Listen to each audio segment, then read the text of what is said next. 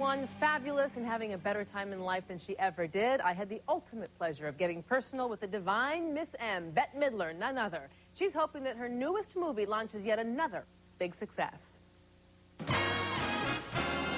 For the divine Miss M, this year has been more than divine. It's been a heck of a ride.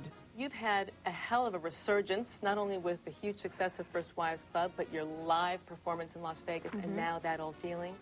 Have you made a deal with the devil, or are you just hitting your stride now? I'll tell you, if this works out, I'm going to be one happy kid. Wouldn't that be something if I had another hit? Ooh, I'd be so excited. You've got more hair. I don't think so. What is it, plugs? No. A rug? No. Rogaine. Hair clip for men? I've laid off of your hair. My hair is perfect. I think this is funnier than First Wives Club. I laughed hysterically. I mean, go ahead.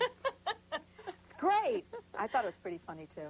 Well, when you do something like First Wives Club, how much pressure is there on you to come up with another hit? Did it go through your mind like maybe that was lucky, or? Well, the whole thing is such a crapshoot. Every single picture you make, you never know what the public's going to say. Is this a big surprise for you? I didn't expect it to become the kind of social phenomenon that it did. That was unbelievable, and I never had a ride like that. But now that ride with That Old Feeling is heading in the direction of yet another big success.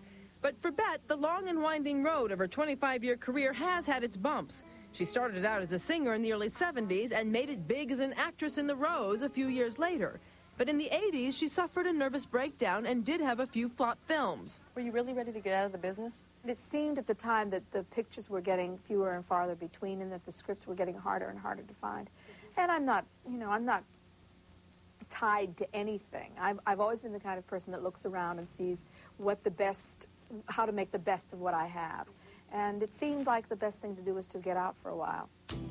But Bette came back with a vengeance, giving Sexy at 50 Plus a whole new meaning. Actually, you look phenomenal. I look good. I work at it. I'm working at it. She's known for working and driving hard, but Bette has mellowed a bit over the years. Directors who have worked with you, Bette, describe you as a driving genius. Well, the genius part I completely understand. The driving, I don't know where they get that from. Well, I'm not really as driven as I once was. I have done a lot, and when I turned 50, I looked back and I realized that almost everything that I had set out to do, I had accomplished.